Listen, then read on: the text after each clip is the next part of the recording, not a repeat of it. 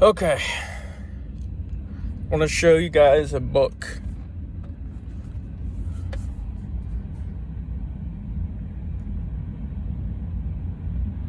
It's called The Quadrivium.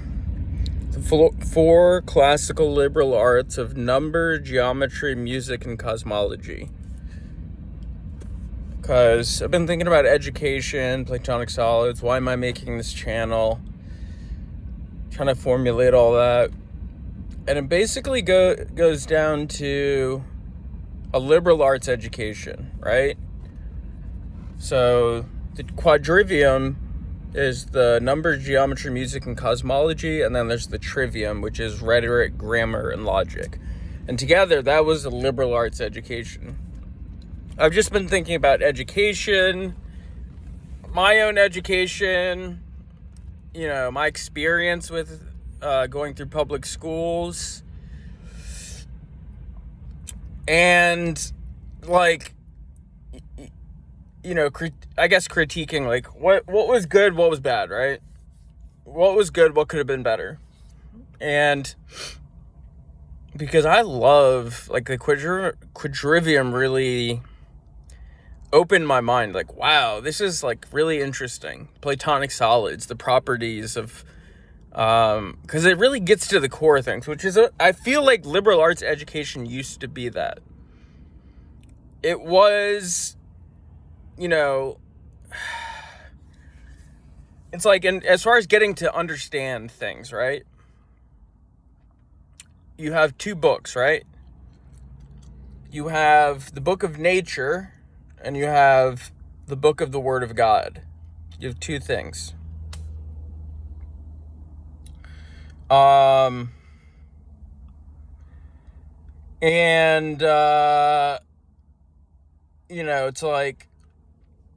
as far as the book of the Word of God goes, you have different religions. Muslims are going to use the Quran. Buddhists are going to use the Tripitaka. Christians are going to use the Bible.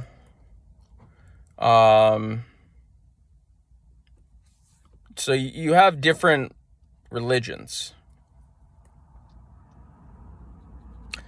And to them, the book of the Word of God for them is all going to be different, right? But the book of nature, that's the other way. There's two ways. It's like seeing out of your two eyes, right? You need both eyes to have proper perception, vision. So, to me, what the liberal arts education was I don't think you can separate it from Christendom. That it came out of monasteries and it came out of the Christian world. But as education, it was more oriented towards teaching the book of nature, nature's book. And you can see this in science, science and technological collaborations, they can happen, the International Space Station. With the book of nature, it's it's the same for everybody. So there's some benefits to that as far as working together and collaborations that you can't really do, right? I mean, you can, but it's adversarial. If it's a Muslim debating a Christian, right? It's going to be an adversarial setup, which it's it has to be that way. It couldn't be any other way because their fundamental premises, their axioms are just fundamentally different. It's like playing chess and two people are playing different rules. It just doesn't work most of the time unless it's in an adversarial debate type format.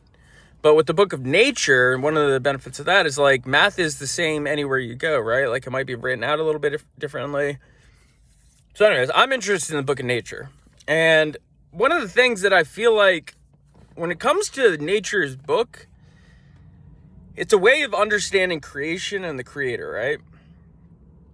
So it's not just the material thing in and of itself. That's my critique against my experience learning math in public school, is that it was detached and divorced from this underlying notion that the reason that we want to learn these valuable insights like math and geometry and history, all this stuff, is that it helps us understand God in essence. It's one of those two books, right? But if you just divorce it, it's like we're just studying math because it's good to know math, it's good to be smart. Like, there's something just so fundamentally lacking in that. So the Platonic solids for me are just a really good jumping off point to get into this whole world. It's part of the quadrivium. So let me give you like an example. This is one of the Platonic solids. This is a cube, a hexahedron, 6 sides. So one of the interesting properties about the cube is that it's the only Platonic solid that can fully tile a 3-dimensional space. Like, don't quote me on that. I mean, I know it's the only Platonic solid. There's other shapes that can do that. And also there's other shapes that, if you're talking about tiling 2-dimensional spaces, it can be a square. Hexagons tile 2-dimensional spaces completely. But it's just that idea, right? That not all shapes can fully tile 3-dimensional space. So in other words, like, you couldn't use spheres because there would be gaps in between all of the spheres, right? That wouldn't be fully tiling a 3-dimensional space. Why does that matter, right? Like, what? So, like, to me, it just points out that it's like the right tool for the right job thing. If you're trying to accomplish something, then there really are right ways and wrong ways of going about it. Because not just any shape can tile 3-dimensional space. You got to think about this in terms of, like, this goes into, like, masonry, the stones that you're mining, right? They have to be polished and refined so that they can fit into a building of, like, a wall, for example. And it's that process of, like, transforming this rough, unhewn stone into a hewn stone that can be built and used for something. That whole process, that kind of gets into what I'm driving at.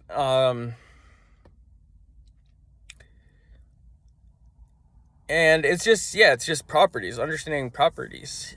And tiling 3-dimensional space, that's if you want to build a wall, I mean, anything like that.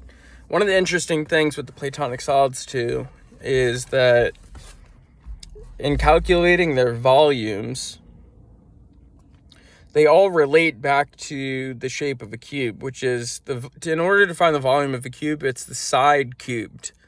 The length of one side, and they're all equal sides, right? The length of one side squared gives you the square face. Cubed gives you the full volume of a cube. Interesting thing with the tetrahedron, the octahedron, the icosahedron, and dodecahedron is that their formulas for finding their volumes all have S3. So the cube of the side as a reference. So the tetrahedron is the square root of 2 over 12 times side cubed. The octahedron is the square root of 2 over 3 s cubed times s cubed. The icosahedron is 5/6 phi squared times s cubed. And the dodecahedron is the square root of 5 over 2 times phi raised to the 4th power times the side cube. So you can see that side cube shows up. It's a good reference point for finding volumes, which have to do with three-dimensional space. So that's my revolutionary shift in understanding, like, why, geometry, yeah, it can be used in the material world. I feel like that's what a lot of the education in public school was geared towards, was just the material world. Like learning geometry formulas, it's all very practical. And for engineering purposes, just completely secular things, right? Divorced from any, like, spiritual significance, principles, and lessons. Which to me is like, on the one hand, I get why they did it, because if you're in a multicultural society, it's like you don't necessarily want to be forcing your beliefs on other people. Just try to have that common agreement. But at the same time, it's like you miss out so much. Like, and in some way or another, like, people should be learning because it's just so enriching. And it's like getting a glimpse into the mind of God. Like, how does God think, right? So I think there's just so much untapped potential in this field. That's why I think the Platonic solids are like a really good jumping off point for it. And I just want to keep going deeper along that, following this thesis, right? To basically make up for what I didn't get in public school, to do that now through this channel. That's my vision. Right now I'm kind of like scatterbrained. I'm just trying to get the videos out. For starters, I have the rough vision. It was just important for me to start dropping these videos to get the ball rolling. But I'm gonna try and organize things more, make things more coherent. Right now I'm just getting used to like uploading videos, managing the account, everything like that. But to me, it's a really exciting start. Like, and it's not even necessarily like views. I'm not concerned about like that. Views are nice, monetization is nice, all that. But really the heart of it is like, if nobody else got any value out of it, I would still get value out of doing this. So to me, it's a win-win. I'm really excited to keep this series going and just seeing where it goes, because there's so much potential there. Because it's like with something like math and geometry, there's like the spiritual and the temporal, right? There's two worlds. There's the temporal material world, and then there's the spiritual world, right? There's two sides of the same coin. And it's like, in a lot of ways, going through the public school system and not going to church or anything like that, I grew up with like a really just one-sided view of life. And the purpose of this video is to really like correct and balance those things out. I'm not going like gung-ho, drink the Kool-Aid spiritual route. But I'm saying like, hey, there are elements here that should be incorporated in understanding geometry and the quadrivium, the liberal arts education. I really wish, if I could go back in time, that I think I would have really loved just a right, proper liberal arts education. Which I know, and especially in the material world, that's like so just undersold. And I mean, I get that, because it's like you don't want to be there. You need to balance the practical and the spiritual. There shouldn't be an imbalance of one over the other. It has to be balanced in the exact same way that a cube is balanced. Okay? All the sides, all 12 sides are equal length, and that creates this beautiful, unique, special form that has that property that it can tile a three-dimensional space, because all of the 12 sides are balanced, right?